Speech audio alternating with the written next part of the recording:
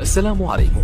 لا تنسوا الاعجاب بالفيديو والاشتراك في القناة تشجيعا لنا لنستمر بنشر المزيد ان شاء الله. في البداية ما تنسوش الاشتراك في القناة ووضع لايك للفيديو. يبدو أن فيروسا جديدا يهدد المغرب بالرجوع إلى الإجراءات الاحترازية المشددة، حيث كشف خبراء في علم الفيروسات أن الانتشار المستمر لمتحور كوفيد الملقب بأريكتوروس شديد العدوى قد يعني عودة سكان العالم إلى وضع الكمامات في الأماكن العامة.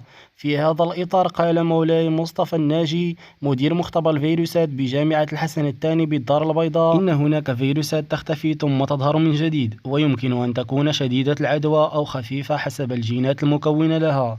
وأضاف الناجي أن فيروس أريكتوروس الذي غزا بعض الدول من قبيل الهند وأستراليا وروسيا يمكن أن يتجاوز المناعة التي تم تكوينها مسبقا لدى الشخص، لكن بعد مدة تقل شراسته، لأن الإنسان يكتسب المناعة كما حدث مع المتحور أوميكرون. وأبرز مدير مختبر الفيروسات بجامعة الحسن الثاني بالدار البيضاء أن وزارة الصحة تقوم بواجبها سواء من حيث التشخيص أو من حيث العلاجات، مشيرا إلى أن هناك خلايا من قبيل مديرية الأوبئة مهمتها تتبع أي فيروس جديد وتشخيصه زيادة على نظرتها الاستباقية للعلاج في حال دخوله إلى المغرب.